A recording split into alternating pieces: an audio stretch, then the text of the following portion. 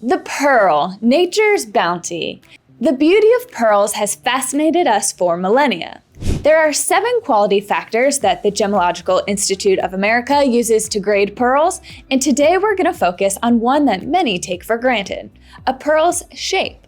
Pearls come in 7 basic shapes: round, near round, button, drop, oval, semi-baroque, and baroque, all of which fall into 3 main categories according to the GIA: spherical, symmetrical, and asymmetrical. The culturing process has made round pearls much easier to achieve, and they're probably the most recognizable and popular shape.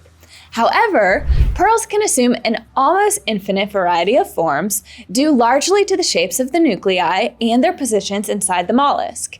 And because we're weird on this channel, we'd like to show you some of the not so common and, in our opinion, very desirable shapes of pearls. One of the most famous pearls is the pear-shaped hope pearl. A pear-shaped pearl is formed like a pear, terminating to a point and either flat or rounded at the lower end. The Hope Pearl's origins are quite unique. By 1839, Henry Philip Hope, a London banker, had a vast collection of gems, one of the most famous being the Hope Pearl. It was one of the largest known pearls at the time and is described in his published catalog of the Hope collection as an oriental pearl of an irregular pear shape weighing 1,800 grains or 450 carats. It's 2 inches long, 4.5 inches at its broadest point, and 3.25 inches at its narrowest. The smaller end is capped with an arched crown of red enameled gold set with diamonds, rubies, and emeralds. Where is the Hope Pearl now? Well, it's typically tucked away in a private collection. But in 2005, for the first time in 150 years, it was paired with the Hope Diamond in the Smithsonian. Yet another treasure owned by Philip Henry Hope, and you may have heard of it. Another impressive pearl collection belongs to the Dresden Green Vault.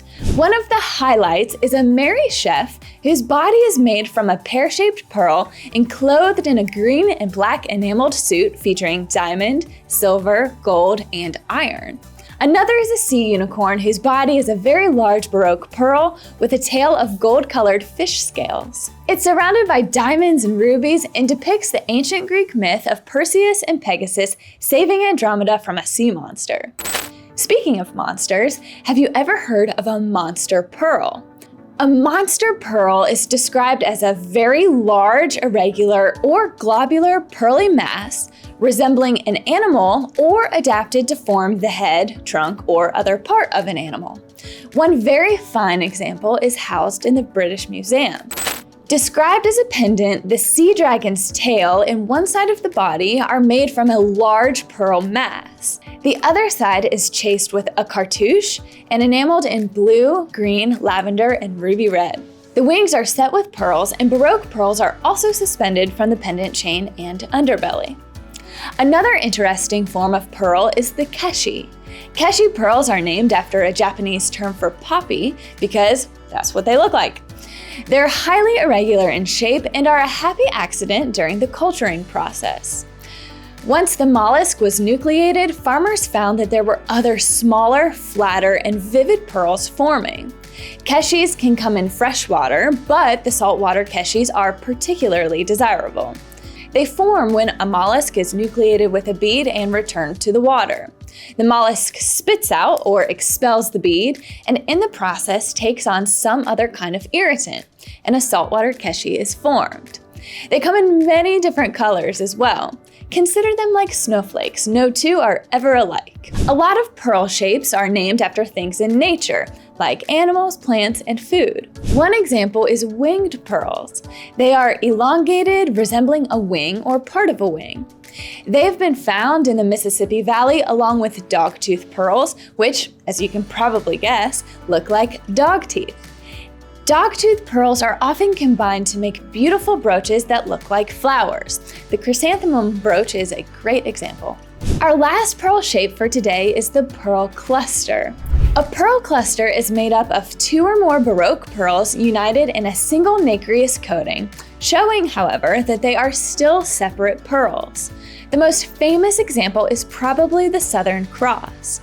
It's an unusual cluster of pearls that consists of 9 attached pearls, forming a Roman cross about 1.5 inches long.